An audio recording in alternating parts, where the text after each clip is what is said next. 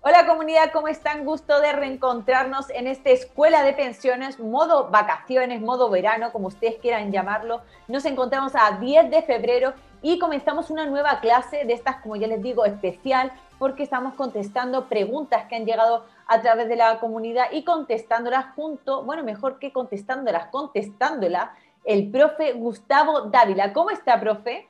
Hola Yasmina, súper bien. Aquí siguiendo con el verano en febrero en la ciudad de Valdivia. La verdad que con hartas ganas de hacer este programa que se ve muy entretenido, estas preguntas y respuestas que la verdad que fue muy bueno para este mes de febrero. Ya Así poder es. organizarlo de esa manera porque la verdad que se genera una dinámica que la verdad que a mí me gusta. Oiga, profe, nos pusimos a juego parece hoy, ¿eh? Estuvimos conectados ahí Sí, de Rosco Pasión. exactamente. Nos pusimos de acuerdo y creo que ahí los pensamientos estuvieron ahí concordando para poder vestirnos a tono con el color rojo. Usted se Profe, ve, señorita, se ve como siempre muy linda y ese color le queda pero perfecto. Creo que es su color ideal para usted. ¿Quiere que le diga? muchas gracias, profe. Usted está igual de estupendo y como yo digo, ya son tantas clases juntos que es que ya es imposible no estar bien conectados entre los dos, ¿verdad? Sí, claro, exactamente, así es. Así que, profe, vamos a comenzar con esta nueva clase, como ya digo, modo vacaciones, en la que estamos contestando dudas y consultas que han llegado a través de las diferentes redes sociales y también a través del correo electrónico que aprovecho a dárselo a todos ustedes, que es producción@fflight.cl, para que nos escriban ahí también sus dudas y consultas. Y vamos a comenzar con la primera pregunta, profe, que es de Irma Victoria Fuentes. Dice, ¿cuál es la razón para que cambien al fondo E a los que están cerca de la edad de jubilar? ¿Deben avisar? Porque ya sabemos las millonarias pérdidas del fondo E.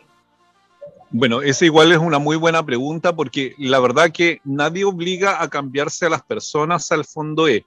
Recordemos que es una decisión voluntaria, por lo tanto, la única restricción que tienen las personas ya en una edad, recordemos ahí, las mujeres por sobre los 50 y los hombres por sobre los 55 años, la única restricción que tienen es el fondo A. Por lo tanto, todos aquellos fondos restantes como el B, el fondo C, el fondo D y el fondo E son voluntarios. Se sugiere que cercana a la edad de pensión, los afiliados debiesen estar en los fondos más conservadores, producto de la volatilidad del sistema, de las inversiones principalmente en instrumentos de renta variable. Pero ya sabemos cuál ha sido el comportamiento, sobre todo el 2021, con respecto al fondo, los fondos de renta fija, el fondo E y el fondo D. Por lo tanto, lo que se recomienda ahora es claramente generar un mayor análisis a la hora de poder hacer algún cambio de fondo. Pero nadie obliga a las personas, ninguna institución, ¿cierto? Y normativamente nadie puede obligar a alguien a estar en el fondo E. Ya, profe, pero sí lo que hay que dejar claro es que existe esta restricción etaria, me refiero a que hay ciertos fondos más conservadores en los que no se puede estar cuando uno está jubilado, no te lo permite la normativa, y a eso me voy también a lo mejor para complementar un poco la pregunta que hizo este miembro de la comunidad, si por algún motivo ella en el momento de jubilarse estaba en uno de estos fondos conservadores, automáticamente la van a pasar a estos más...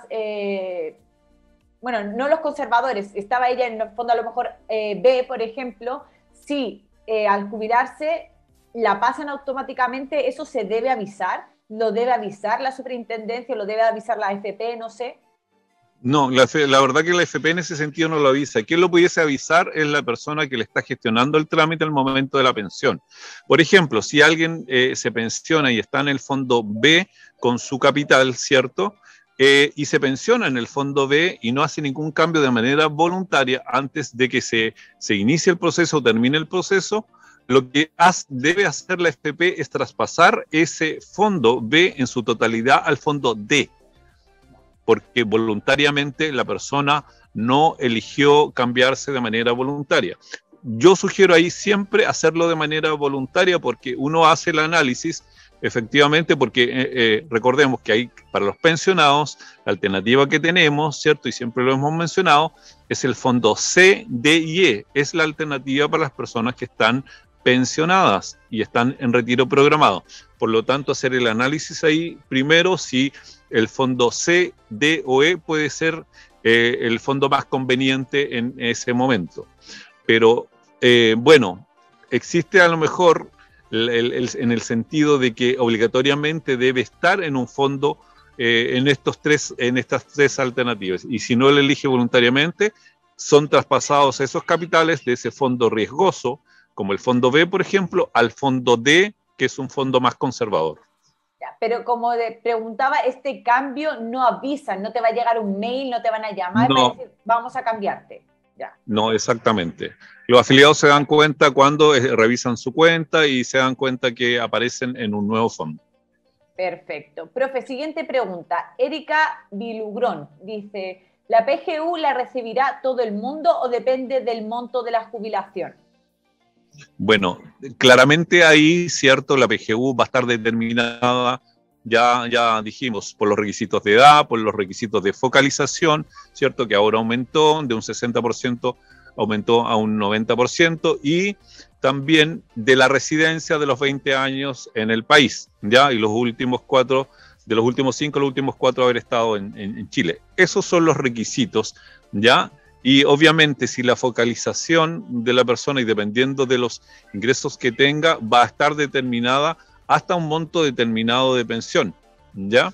Que obviamente van a recibir menos ingresos o menos aportes del pilar solidario. Por lo tanto, no es para todos. Se debe cumplir este requisito que acabamos de mencionar y en relación a los montos de pensión, recordemos ahí que aproximadamente entre los 600 y 620 mil pesos va a ser como el techo para que aquellas personas puedan recibir el máximo de la pensión garantizada universal. De ahí hasta los 900 y fracción se va a ir desgregando, ¿cierto?, con menos aportes en la medida que nos acercamos a los 900 mil pesos de monto de pensión.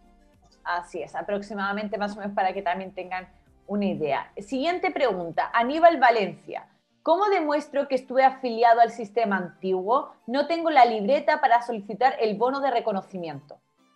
Bueno, esa es una buena pregunta porque le pasa a muchas personas que estuvieron en el sistema antiguo, sobre todo en el Seguro Social, en donde se ejercía efectivamente la contabilidad o el registro de las cotizaciones a través de estas famosas libretas, donde se ponían unas estampillas que acreditaban las cotizaciones que los trabajadores se les pagaba estas cotizaciones y quedaba el registro ahí a través de esta estampilla en estas libretas. Cuando no existía eso, una forma de poder acreditar efectivamente es yendo al IPS, solicitar un certificado de cotizaciones del antiguo sistema. De no concordar eso, la única forma de poder hacerlo, y a lo mejor por ahí puede ir la pregunta, ¿cierto?, es llevando información adicional. Yo sé que con los tiempos, con los años, generalmente las personas desechan, ¿cierto?, todos aquellos papeles, documentos que tuvieron en alguna oportunidad, como también me he encontrado con la sorpresa de que existen muchas personas que guardan absolutamente todo.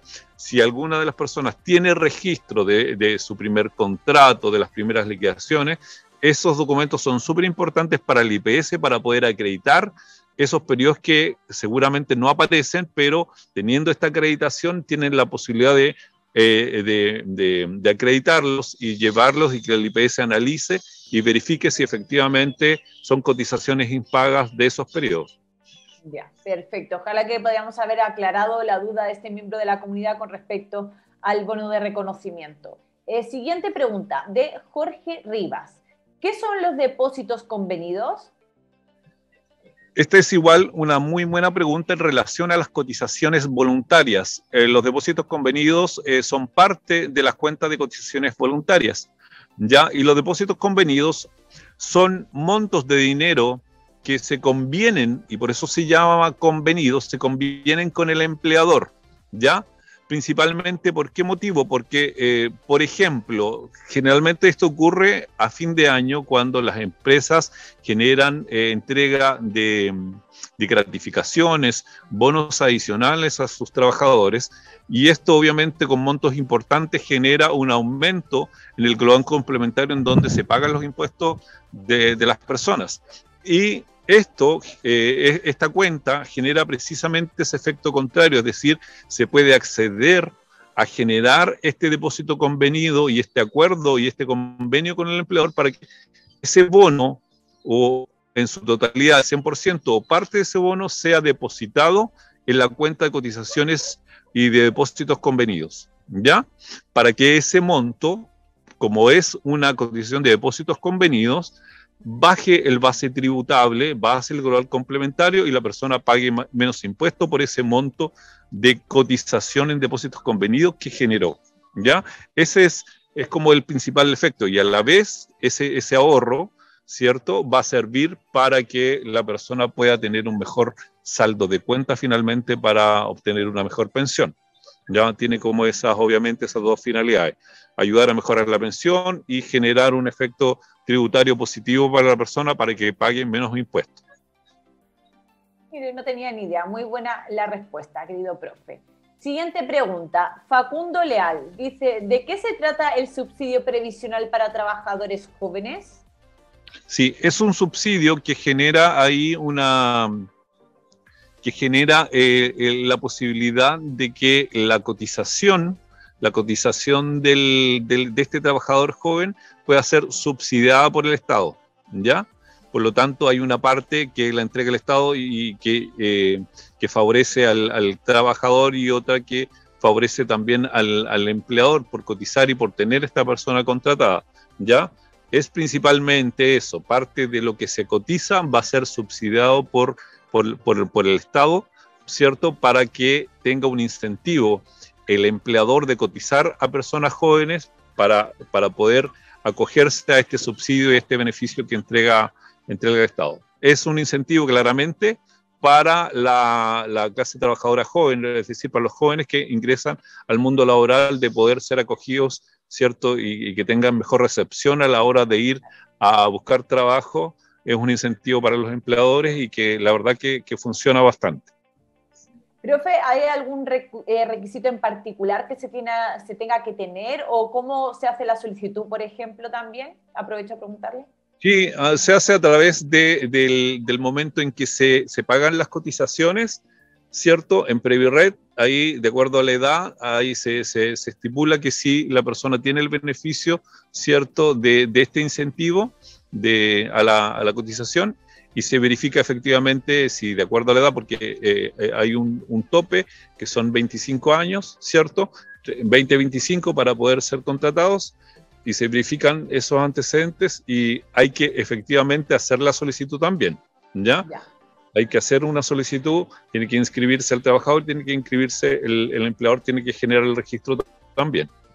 Ah, ¿son los dos los que tienen que hacer el trámite? Exactamente, sí, exactamente. Buen dato, interesante. Vale, perfecto. Siguiente pregunta. Carlos Gómez dice, ¿por qué el empleador descuenta el aporte de cesantía al finiquitar al trabajador?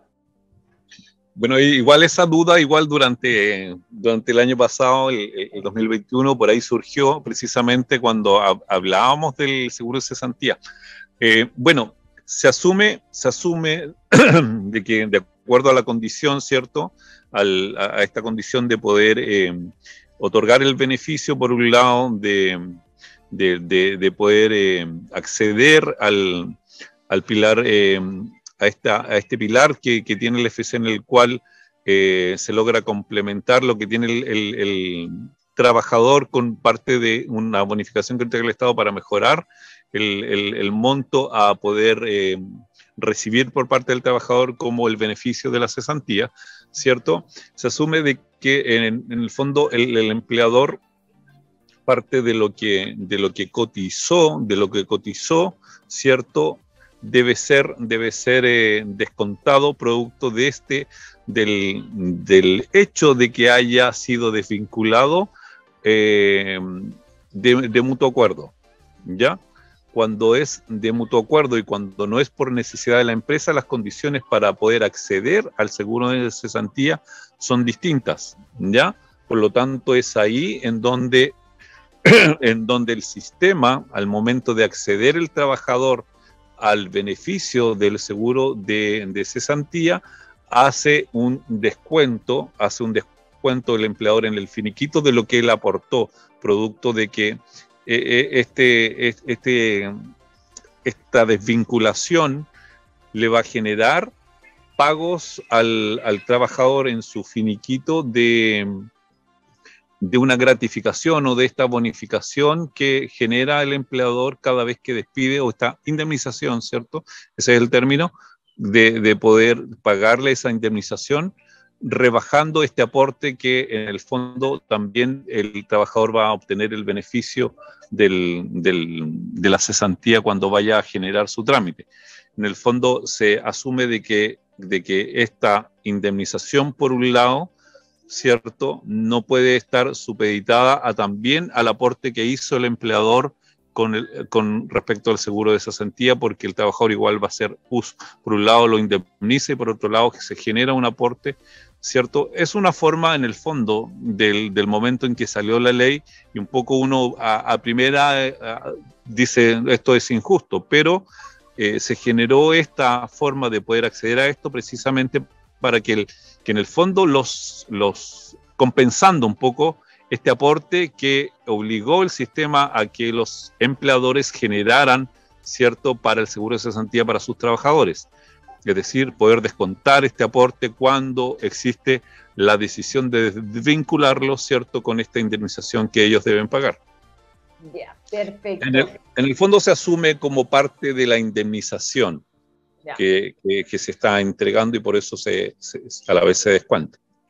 ¿Ya? Profe, perfecto. Vamos a hacer un pequeño paréntesis y como siempre le voy a pedir a mi querida señora directora que por favor le dé al play para enseñarles a la comunidad que nos está viendo ese maravilloso spot de FF Live. Bienvenidos al canal digital de todos los chilenos. FF Live, un espacio de conocimiento, opinión y debate constructivo. Somos un canal en donde la comunidad interactúa en vivo y en directo y que te cuenta lo que los medios tradicionales no te quieren contar. Porque somos una plataforma renacida de las cenizas, estamos abiertos a los libres pensadores y las nuevas ideas. Y lo mejor de todo es que el contenido llega directo a tu pantalla, como y cuando tú quieras. Cultura, educación, contingencia y entretención. Todo en un solo lugar. Esto es FF Live. Ahí dejamos, querida comunidad, ese spot de FF Live donde les contamos lo que somos, un canal digital independiente que fomenta sobre todo la educación desde muchos puntos de vista, también la información. Y como siempre también invitarles a que si les gusta nuestro contenido, si quieren seguir ayudándonos a que crezcamos y también impulsar este medio de comunicación independiente, también puedan colaborarnos ahí con las estrellitas que se mandan a través de Facebook. Profe, seguimos con las preguntas y respuestas de este Escuela de Pensiones y la siguiente pregunta es de Marisol Farías. Dice, trabajo en una casa particular hace 35 años y no he sacado mi cuenta de indemnización. Me quedan 5 años para jubilar. ¿Esa plata me la van a dar? Sí, efectivamente, la cuenta de indemnización es una cuenta que se creó precisamente cuando existe la desvinculación de las trabajadoras de casa particular, ¿ya? Y es a todo evento, es decir, basta con que ellas presenten el finiquito de su relación laboral que tenían, la última, independientemente si haya sido el cúmulo que tenga que ver con ese empleador en particular, sino que puede también tener un cúmulo de muchos empleadores ahí y nunca pudo acceder porque no lo hizo, no sabía, ¿cierto? Pudo haber juntado una cantidad de dinero. Basta con llevar el último finiquito y poder acceder al dinero que está en esa cuenta de indemnización, que es precisamente para las trabajadoras y trabajadores de casa particular, porque recordemos ahí que no solamente son trabajadoras, pueden haber trabajadores igual que tengan relación con actividades domésticas, como el jardín, los choferes, que también pueden acceder a tener esta cuenta de indemnización. Perfecto, muy buena ahí la aclaración también. Profe, siguiente pregunta, Viviana Alejandra Díaz. Quisiera saber si los ahorros de la cuenta obligatoria al fallecer el beneficiario quedan como herencia y en caso de ser así, ¿a quiénes les corresponde? Herencia en cuenta obligatoria, asumo que estamos en retiro programado, ¿cierto? Y la persona, el causante de la pensión fallece y efectivamente ese dinero se genera y puede generar herencia. Y recordemos ahí que siempre y cuando no existan beneficiarios de pensión, porque lo primero que hay que determinar efectivamente cuando fallece un afiliado que está pensionado o no está pensionado es verificar si existen beneficiarios de pensión. Si hay beneficiarios de pensión, no existe herencia, sino existe pago de pensión. Cuando no existen beneficiarios de pensión, existe herencia. ¿Y quiénes son las personas que pueden acceder a esa herencia? Los consanguíneos más cercanos de esa persona o del causante de la pensión o la persona que falleció. Ya. En este caso, profe, ¿quiénes serían estas personas? A lo mejor hay alguien determinado o no. Bueno, beneficiarios por ejemplo, los consanguíneos más cercanos, en el caso de, son la cónyuge, o sea, perdón, no la cónyuge, sino que los hijos principalmente, porque la cónyuge es beneficiaria de pensión.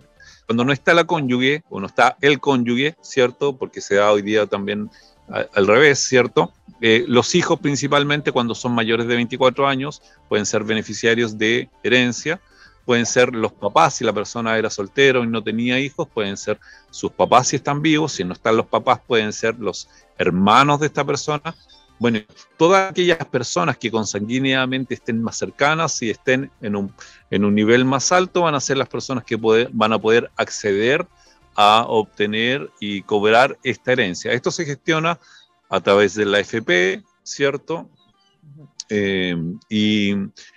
Se tramita principalmente para la gran mayoría de las personas a través de una posición efectiva, que el documento lo genera el registro civil, ese documento se lleva a la AFP y se concreta el retiro de todos los fondos que estén en la cuenta. Ya, perfecto. Genial ahí la explicación también. Armando López dice, ¿qué son los rezagos? Los rezagos, creo que hicimos por ahí un TikTok con los rezagos, me parece mucho, pero los rezagos son pagos equivocados. Eso en concreto. En concreto y en simple son pagos equivocados que se producen al cotizarle a una persona en una AFP o con los datos de una AFP que no son los correctos. Yeah.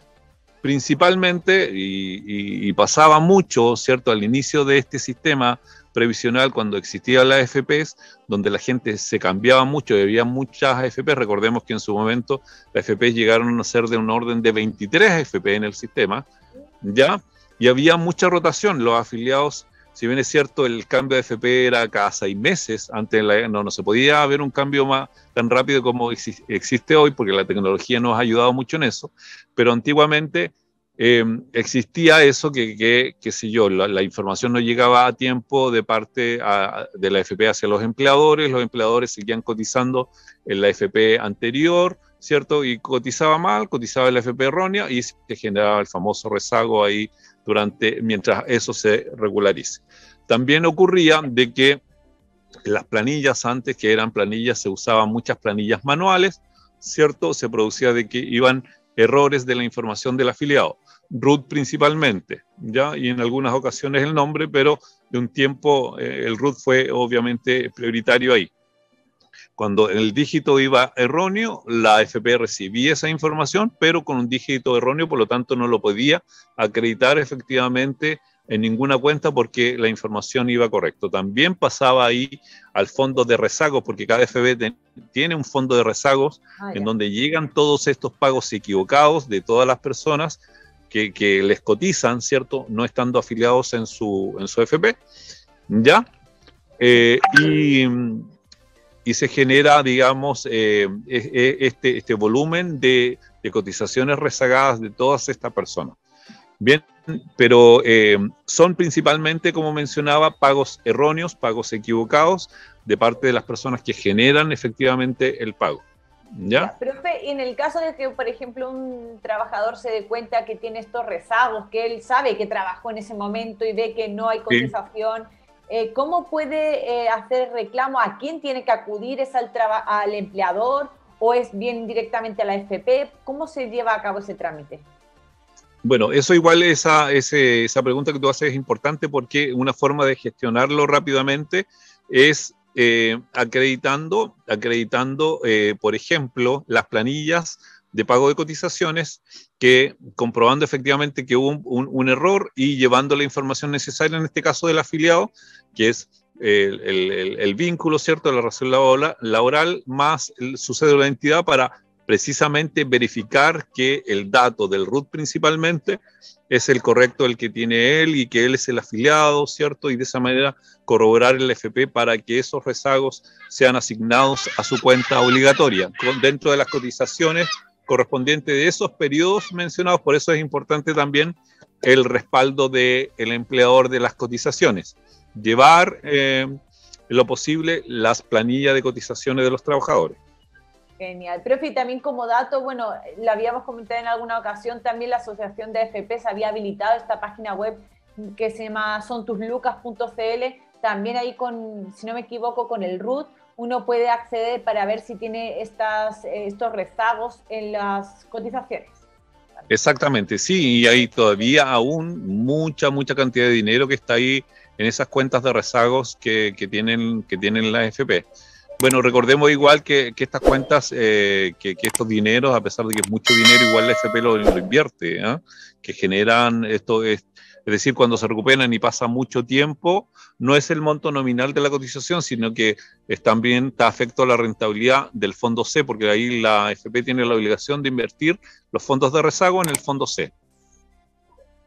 Pero, entonces, por lo tanto, esas cotizaciones igual se están moviendo, entre comillas, y tienen o rentabilidad o, bueno, o también pérdidas, porque sabemos que también ocurre. Sí, así es. Perfecto. Profe, siguiente pregunta. Por aquí Jaime Clavel dice, si cumplí recién la edad de jubilación, ¿puedo dejar de cotizar en la cuenta obligatoria sin la obligación de pensionarme? Exactamente, y es lo que hace mucha gente, efectivamente, es cumplir la edad legal. Hombres, mujeres, mujeres a los 60, hombres a los 65 años, cumpliendo la edad, pueden acercarse a su AFP y solicitar la exención de cotización obligatoria, así se llama, ¿ya? La exención de cotización obligatoria es, la AFP le entrega un documento en donde tiene que firmarlo el trabajador y tiene que firmarlo la empresa en donde trabaja.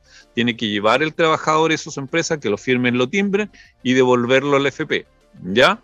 Ya. Principalmente, ¿por qué? Porque es importante devolverlo a pesar de que el afiliado ya le entregó la voluntad a la AFP de dejar de cotizar, porque es el respaldo para la AFP para que obvie la cobranza eventual que se pudiese generar producto de que no van a llegar cotizaciones de ese trabajador a la AFP. Ya, ahí también aclarada esa consulta. Por aquí, Claudio Venegas, ¿cómo se calcula la pensión en la AFP? Bueno, igual la pregunta es como bien amplia, ¿cómo se calcula? La verdad que existe principalmente, o cómo podríamos decir, cómo se calcula la pensión, ¿cierto? Y ahí hay factores importantes, principalmente que tienen que ver con el saldo de la cuenta y que tienen que ver con lo que se llama, y vamos a ver ahí en algún momento, el capital necesario unitario, que es el CNU. ¿Cuánto se necesita de capital para poder financiar una unidad de pensión, una UF de pensión? ¿Ya? Por lo tanto, ese cálculo conlleva una serie de parámetros y fórmulas que el sistema determina, ¿ya? Que esperamos en algún momento poder descifrar, porque son muchas fórmulas en las cuales ya, la verdad que es bastante engorroso poder calcularlas, así no es fácil, y esperamos en algún momento poder entregarla, esa información, a la comunidad. Pero principalmente, cómo se calculan las pensiones, poder determinar cuál es el capital necesario para poder financiar una unidad de pensión.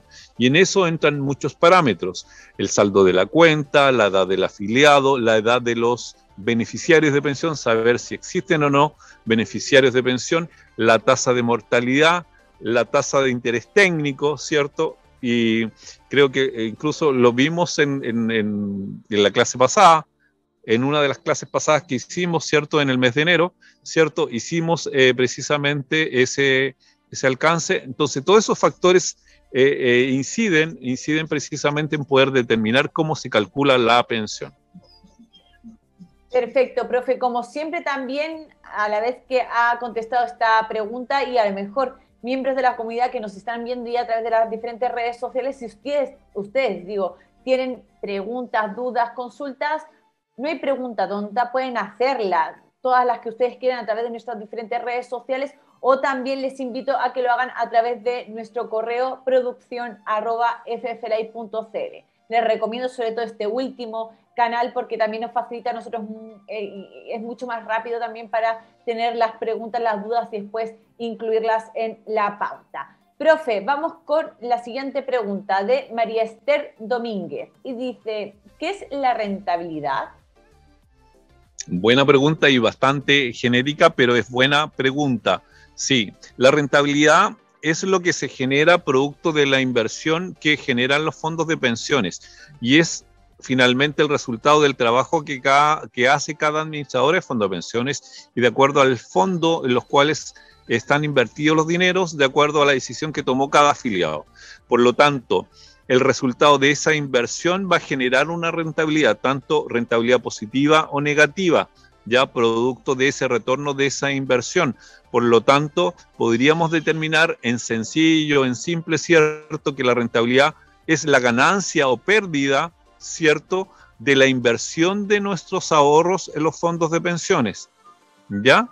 Por lo tanto, podríamos, como menciono, en sencillo, determinarlo de esa manera, ¿ya? Ahí tiene que ver el valor cuota, cada vez que cotizamos, compramos cuotas, nos genera un número de cuotas cada vez que entra dinero a las cuentas y nos determinan número de cuotas. Es muy similar y siempre hacemos el símil con las acciones. Es muy parecido, es decir, cómo comprar acciones. Funciona de la misma manera, sobre todo con los fondos de instrumentos de renta fija, como el fondo A, el B y parte del C, bueno, todo en general tienen un porcentaje de inversión en instrumentos de renta variable, ¿cierto? El fondo A mucho más y así sucesivamente va bajando hacia abajo con menos porcentaje de inversión en instrumentos de renta variable. Pero funciona muy similar a lo que son las acciones, ¿cierto? Cómo se invierten los dineros y cómo también se genera la misma ganancia o rentabilidad, ¿cierto? De esas inversiones.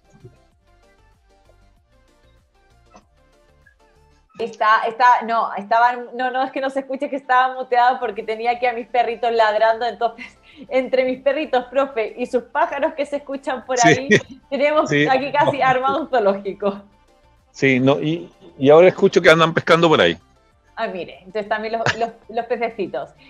Profe, por aquí dice Delfina Peñalosa, comenta, ¿dónde puedo pagar mis cotizaciones si soy independiente? En Previred. Previred es la plataforma que recibe en su gran mayoría todos los pagos previsionales, ¿ya? Y de hecho tiene dentro de su plataforma una plataforma para el empleador, el trabajador y los trabajadores independientes, por lo tanto es fácil poder acceder ahí. Hay que inscribirse en Previred, ¿cierto? Ingresar todos los datos como trabajador independiente y va a quedar registrado y ahí es fácil y bien amigable después poder pagar las cotizaciones. Perfecto, entonces ahí animamos que lleve a cabo, siga ese camino que le acaba de comentar el profe Dávila. Y profe, la última pregunta de este Escuela de Pensiones del día de hoy. Dice Anabel Arenas, soy pensionada. ¿Por qué me siguen descontando el 7% de salud? Esa es muy buena pregunta que tiene relación con más de una variable. Una de las variables es que probablemente ella es pensionada y es mujer, ¿ya?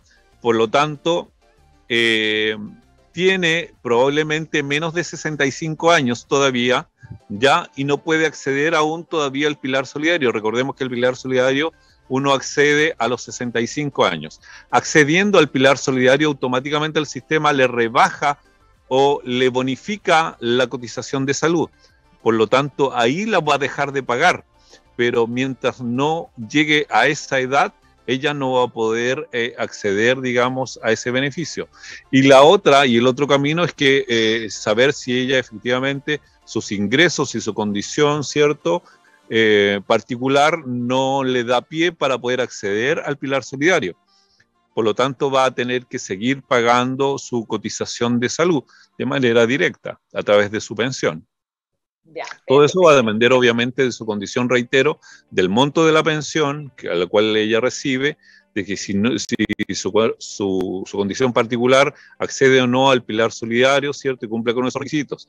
¿Ya? Eso es una cosa. Pero, principalmente, lo que ocurre de manera general hoy día, hacia las mujeres principalmente, es que todavía no llegan a la edad de los 65 años, en los cuales pueden acceder al pilar solidario, y es donde en esa edad dejan de pagar este descuento del 7% de salud, producto que el Estado les bonifica este porcentaje a esa edad, teniendo derecho al pilar solidario. Ya, perfecto.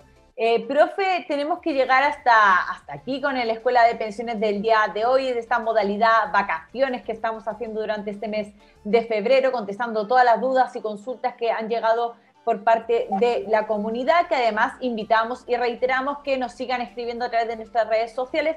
Si no contestamos sus preguntas en el momento es porque durante el programa tenemos falta de tiempo, pero no se preocupen porque siempre, y como ven, todos estos programas son dudas que llegan por parte de la comunidad, escríbanos, o si no, y además sobre todo les aconsejo que nos escriban mediante correo electrónico, mediante mail, porque es mucho más rápido también y para nosotros nos facilita mucho esto de las elaboraciones de las pautas. Y les repito, el mail producción@fflay.cl para que ustedes nos escriban. Y también vamos a invitar a nuestra querida señora directora que por favor nos coloque la información de contacto de nuestro querido profesor Gustavo Dávila. Ahí ustedes pueden contactarse con él para a lo mejor hacer una duda más privada o a lo mejor más particular en un caso especial. Pueden contactarse con él o también para contratar obviamente sus asesorías previsionales, que además es excelente asesor. Así que ahí le dejamos también la recomendación. Profe, sus últimas palabras antes de despedirnos. Saludar obviamente a toda la comunidad y agradecer nuevamente todas las preguntas que llegan, porque siempre he dicho que la comunidad es como el motor de este programa, ¿cierto? Junto a todo el equipo obviamente de producción y a nuestra conductora, ¿cierto? Son el motor de este programa y la verdad que saludos para ellos por estar siempre ahí, que ojalá estén disfrutando de su verano. Así es, profe, y bueno, también aquí clave fundamental es usted, así que también eso hay que decirlo y hay que comentarlo. También, como siempre, antes de despedirnos, les invitamos a que se suscriban a nuestros canales de YouTube. Ya saben que además tienen 2 canales, que se suscriban, que además hagan clic ahí en la campanita para que les lleguen todas las notificaciones de este Escuela de Pensiones y también de los otros capítulos que tenemos y otros programas que también tenemos en la parrilla de FF Live. Profe, nos despedimos, nos vemos la próxima semana, el próximo jueves, en otro Escuela de Pensiones en este modo vacaciones, ¿vale? Así que, querida comunidad, nos despedimos, les mando muchos besos. Chao, que estén bien. Bienvenidos al canal digital de todos los chilenos. FF Live, un espacio de conocimiento, opinión y debate constructivo. Somos un canal en donde la comunidad interactúa en vivo y en directo. y que te cuenta lo que los medios tradicionales no te quieren contar. Porque somos una plataforma renacida de las cenizas, estamos abiertos a los libres pensadores y las nuevas ideas. Y lo mejor de todo es que el contenido llega directo a tu pantalla, como y cuando tú quieras. Cultura, educación, contingencia y entretención. Todo en un solo lugar. Esto es FF FF Live. Live.